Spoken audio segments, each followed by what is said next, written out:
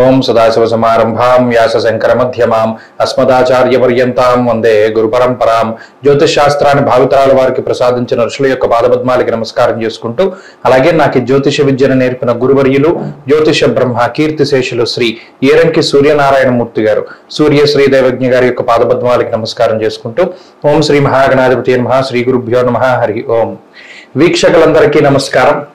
మే నెల 19వ తారీఖు లగాయతు మే 25వ తారీఖు వరకు ఉండేటువంటి గ్రహగతుల ఆధారంగా ద్వాదశ రాశుల వారికి ఈ వారం ఏ విధమైనటువంటి శుభాశుభ ఫలితాలు కలగబోతున్నాయో ఈ కార్యక్రమం ద్వారా తెలుసుకుందాం. అందులో భాగంగా ఈ వారం ఉండేటువంటి గ్రహగతులను గమనిద్దాం. ఈ వారంలో మేష రాశి యందు బుధ గ్రహం సంచారం చేస్తూ ఉండగా, వృషభ రాశి యందు రవి, శుక్ర, గురు గ్రహాల యొక్క సంచారం జరుగుతూ ఉన్నది.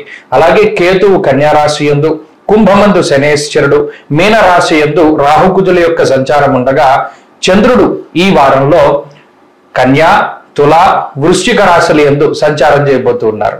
ఇటువంటి పరిస్థితుల్లో ద్వాదశ రాశుల వారికి ఏ విధమైనటువంటి శుభాశుభ ఫలితాలు కలగబోతున్నా తెలుసుకుందాం. అందులో భాగంగా తులారాశి వారికి ఈ వారం సానుకూలమైనటువంటి గ్రహస్థితి గోచరిస్తూ ఉన్నది. ప్రత్యేకించి శుక్రగ్రహం అనుకూలంగా ఉండడం, రాహువు, కుజుడు, చంద్రుడు ఈ 4 గ్రహాల తాలూకు శుభ ఫలితాలు తులారాశి వారికి రానున్నాయి. ఈ గ్రహస్థితి వల్ల ప్రత్యేకించి ఆర్థిక పరమైనటువంటి అంశాలను గనక పరిశీలనం చేస్తే ఆర్థికంగా కొంత ఎద్దడి కనబడుతూ ఉన్నది. అనగా ఆశించినటువంటి స్థాయిలో ఆదాయం పెరగకపోవచ్చును, లేదా మీ ఆలోచనకి తగ్గట్టుగా ఫలానా ఇంత డబ్బు వస్తుంది అని మీరు ఆలోచించినప్పుడు దానికన్నా కొంత తక్కువ స్థాయిలో ధనం రావడము, లేదా మీకు లభించడం లాంటి అంశాలు ఈ వారంలో కనబడుతూ ఉన్నాయి. అయితే ఆర్థిక పరమైనటువంటి సమస్యలు ఇవి కూడా తులారాశి వారికి లేవు.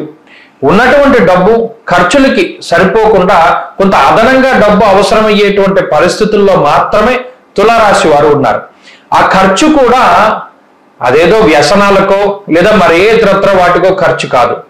మీ ఇంట్లో ఉండేటువంటి నిత్యావసరాలకి, లేదా లగ్జరీకి, లేదా శుభ కార్యక్రమాలకి, లేదా మరి ఏ ఇతరత్ర మీకు కావలసినటువంటి సదుపాయాల కోసం మాత్రమే ధనాన్ని ఖర్చు పెడుతున్నారు.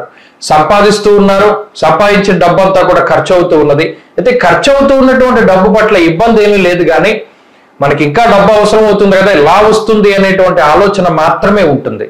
ఆ విషయంలో కొంత భయపడవలసినటువంటి పరిస్థితులు లేవు.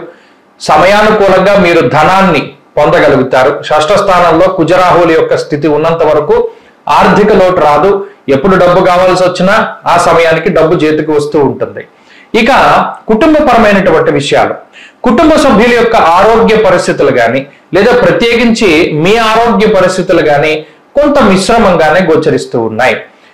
మరీ ముఖ్యంగా జీవిత భాగస్వామి తాలూకు ఆరోగ్యం పట్ల, సంతానం తాలూకు ఆరోగ్యం పట్ల కొద్దిపాటి ఆలోచనలు అధికమైనప్పటికీ కూడా అవి చిన్న కొంతకాలం మాత్రమే. అవి చిన్న అనారోగ్య సమస్యలుగానే ఉంటాయి. అవేం పెద్దగా ప్రబలేటువంటి అవకాశాలు ఉండవు. కాబట్టి ఆరోగ్యపరంగా ఇబ్బంది పడవలసినటువంటి పరిస్థితులు ఇవి కూడా కనబడడం లేదు. అయితే అష్టమంలో రవి ఉన్నప్పుడు కొంత మానసికమైనటువంటి భయం ఉంటుంది. అలాగే అనవసరమైనటువంటి ప్రయాణాలు చేయవలసి వస్తుంది. దాని ద్వారా సంక్రమించేటువంటి ఇబ్బందులే తప్పితే ఇబ్బందులు పెద్దగా ఏవి కూడా కనబడడం లేదు. ఇక ఈ రాశి వారికి ప్రత్యేకించి ఆరోగ్యపరమైనటువంటి అంశాలు కూడా ఈ మాదిరిగానే కనబడుతూ ఉన్నాయి. ఇక వృత్తి, ప్రవృత్తి, ఉద్యోగము, వ్యాపారము లాంటి అంశాలను పరిశీలన చేస్తే వాటిలో కొంత మిశ్రమమైనటువంటి వాతావరణం ఉంటుంది. పై అధికారుల తాలూకు ఒత్తిడి ఉంటుంది. ఉద్యోగంలో మార్పులు జరగడానికి అవకాశం ఉంటుంది. ఏది జరిగినప్పటికీ ఉద్యోగం మాత్రం కోల్పోకుండా ఉన్నటువంటి దానిలోనే ముందుకు వెళ్ళగలుగుతారు. కొత్త ఉద్యోగాలు వచ్చినా కూడా దానిలో ఇబ్బందులు ఏవి కూడా కనపడడం లేదు. ఇక విద్యార్థులకు ఉండేటువంటి పరిస్థితులు సానుకూలంగానే గోచరిస్తూ ఉన్నాయి. స్త్రీలకు ప్రత్యేకించి ఈ గ్రహస్థితి ఉద్యోగ వ్యాపారాల్లో ఉండేటువంటి వారికి లాభసాటిగా ఉంటుంది. కుటుంబ పరంగా కూడా మంచి గ్రహస్థితిగానే ఉంటుంది.